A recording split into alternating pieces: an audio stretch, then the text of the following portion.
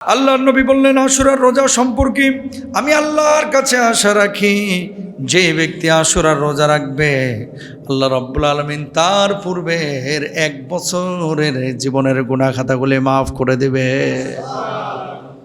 কয় বছরের? গত 1 বছরে যা গুনাহ করেছেন ধুয়ে মুছে আল্লাহ তাআলা সাফ করে দেবে। সুবহানাল্লাহ। কোন দিন? যে আশুরার রোজা রাখবে। ও কলিজার টুকরা ভাইরা আমার, এখন আপনারা প্রশ্ন করবেন, হুজুর আশুরার রোজাটা আমরা কোন দিন রাখবো? 9 তারিখ নাকি 10 তারিখ? 10 তারিখ। কয় তারিখ? আশুরা মানেই হচ্ছে 10। তো 10 তারিখ রোজা রাখবেন। ইয়াহুদিরা যেহেতু একটা রাখতো, নবীজি বলছেন যে না, ইয়াহুদির সাথে সামঞ্জস্য না করে তোমরা একটা বাড়ায় নাও, আগে একটা মিলায় নাও অথবা পরে একটা মিলায় নাও, তাহলে কয়টা হয়ে যায়? 2টা। হয় 9-10 রাখেন অথবা 10-11 রাখেন। এটা আমার নবীর কথা।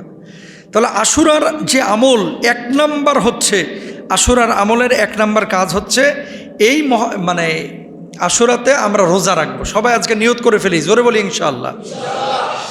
এবার আসেন 2 নাম্বার কি? নফল রোজা বেশি বেশি করা। 3 নাম্বার তাওবা ইস্তেগফার বেশি বেশি করা।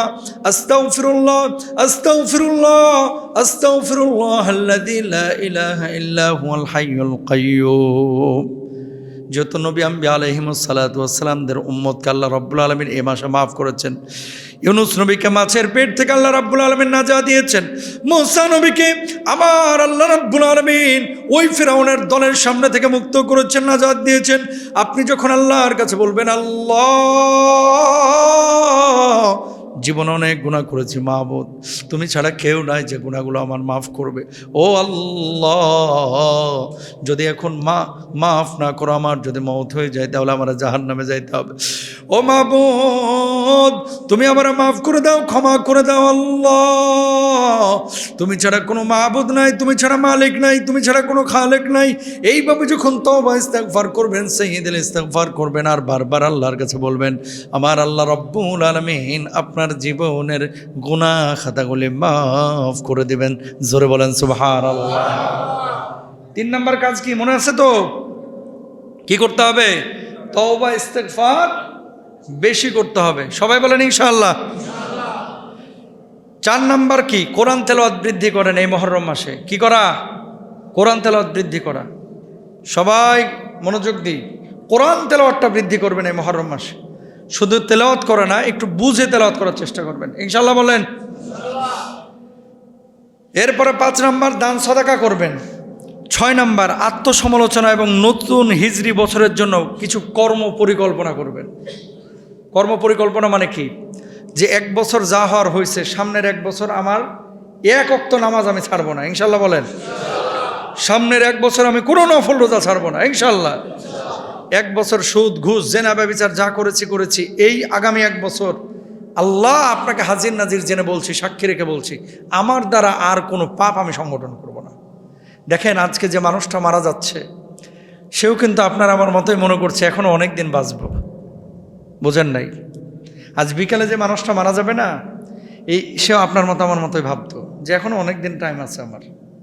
এই মোবারক ভাই যে মারা গেছে গত সপ্তাহে, উনিও হয়তো বা গত জুমায় এমনটাই মনে করেছিলেন, এখনো আমার অনেক সময় আছে। কখন ধাপ করে মালাকুল মউত এসে সব সম্পর্ক ছিন্ন ভিন্ন করে দিবে ভাই আপনিও জানেন না, আমিও। আমার কবরে যাইতে হবে কারে? আমারই। আমার আল্লাহর সামনে দাঁড়াতে হবে কারে? আমাকেই। আমার আমলনামা পেশ করতে হবে কাকে? আমাকে। আমার ছেলেকে না কিন্তু। যেহেতু আমার কবরে আমাকেই যেতে হবে, আমার আমলনামা নিয়ে আমাকেই দাঁড়াতে হবে, আমার আল্লাহর সামনে আমাকে আমার হিসাব নিকাশ দিতে হবে। সুতরাং কারো প্রতি নির্ভরশীল না, আমার আল্লাহর জন্য, আমার কবরের জন্য আমাকেই আমল নিয়ে যাইতে হবে। ঠিক না? সংসদে কি কথা হইল, কোন পলিটিক্যাল লিডার কি কথা বলল, কোন ভাই কি বলল, কোন বোন কি বলল, বউ কি বলল, বাচ্চা কি বলল, এগুলো সব ক্ষণস্থায়ী, ধোঁকা। স্থায়ীটা কি? স্থায়ী হচ্ছে একমাত্র আমার আমল। ছেলের জন্য 26 বছর হাড় ভাঙা পরিশ্রম করতেছেন, একটা বিশাল বাড়ি করলেন, কত পরিশ্রম আপনার। কেন? যে বাচ্চা কাচ্চা যেন ভালোভাবে থাকে। ও ভাই কলিজার টুকরারা, ঠিকই কিন্তু আপনি কবরে চলে যাবেন এই বিশাল বাড়ি রেখে, কিন্তু আপনার ছেলেটা, আপনার মেয়েটা হয়তো বা বছরের পরে বছর চলে যাবে, একটা অকুশনে নির্দিষ্ট সময় হয়তো বা আপনারা মনে করবে, 5 ওয়াক্ত নামাজের পরে আপনার কথা মনেও করবে না। কথা বলেন না কেন? আপনি আপনার বাবার কথা কয়বার মনে করতেছেন? আমি আমার বাবার কথা কয়বার মনে করতেছি? এজন্য আমার কাজ আমাকেই করতে হবে। এ তো গেল মহরম মাসে করণীয় কি কি করবেন আপনি। এবার আসেন বর্জনীয় কি, যে কাজগুলো আপনি করবেন না। বিশুদ্ধ হাদিস, একটু আগে যেটা বললাম আমি আপনাদেরকে, সহিহ মুসলিমের হাদিস, যে রোজা রাখলে 1 বছরের গুনাহ মাফ। এখন এই দিনে যদি রোজা না রেখে কেউ শরবত খায়, হাদিস অনুযায়ী কাজ হইল না হাদিসের বিপরীতে? বিপরীতে। শাহাদাতে কারবালা, আহলে বাইতদের প্রতি ভালোবাসা। হযরত হুসাইন রাদিয়াল্লাহু তাআলা আনহু, তিনি আমাদের কলিজার টুকরা, আমাদের মাথার মুকুট।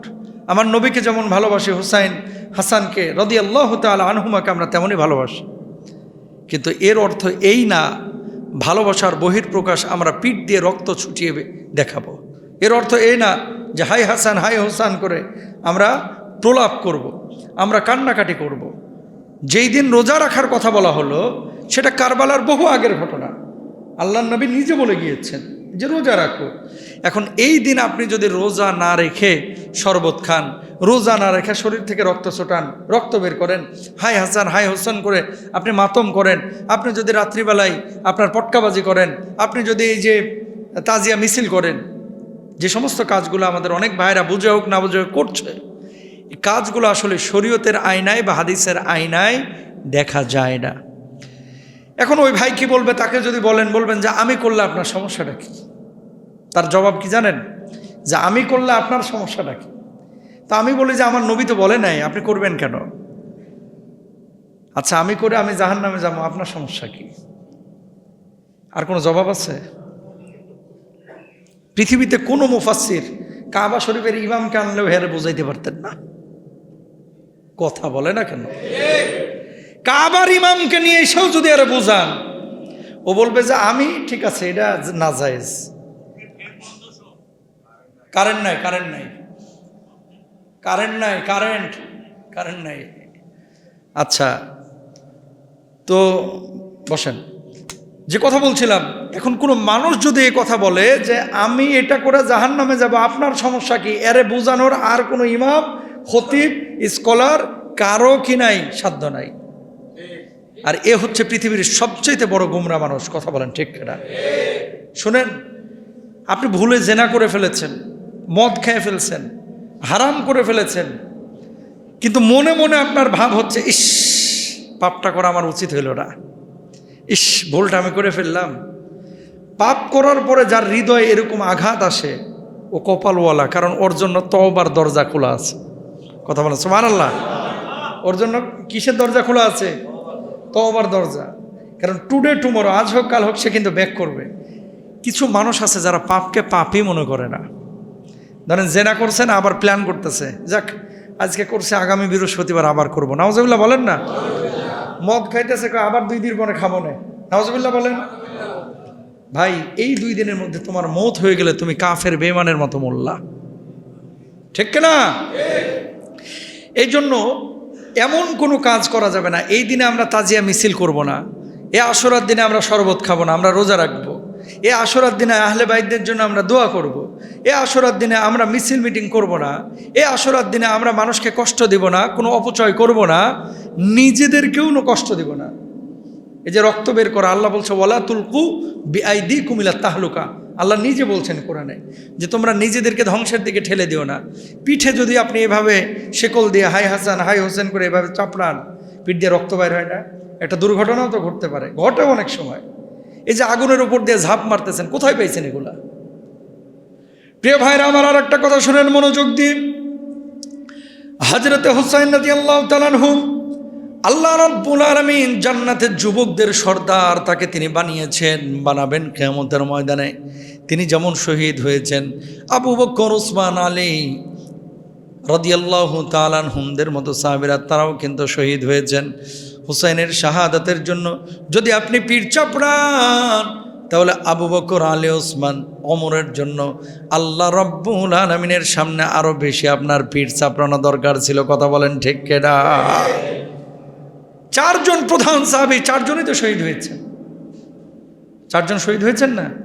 তো ওনারাও তো দুনিয়া থেকে বিদায় নিয়েছেন, এখন ওনাদের জন্য কি আলাদা আলাদা আপনি মিছিল মিটিং করবেন? যদি সব সাহাবীর আপনি হিসাব করেন তাহলে বছরে 12 মাসে 300 দিনের বেশি মিছিল করা লাগবে। কথা কন না কেন? বুঝছেন বিষয়টা? আমি যে কথাটা বলতে যাচ্ছি, হযরত হুসাইন হাসান রাদিয়াল্লাহু তাআলা আনহুমা, তারা আমাদের কলিজার টুকরা, কোনো সন্দেহ নাই। কিন্তু এর অর্থ এই না যে আমরা হযরত হাসান হুসাইন রাদিয়াল্লাহু তাআলা আনহুমাকে আপনার এমনভাবে হযরত হাসান এবং হুসাইন রাদিয়াল্লাহু তাআলা আনহুমাকে নিজেদের সামনে নিয়ে আসবো যে হযরত হাসান এবং হুসাইন যেগুলো বলেন নাই, নিজেরা যা করেন নাই সেগুলো আমরা করব। আল্লাহ তাআলা আমাদেরকে বুঝদান করুক, আমিন বলেন।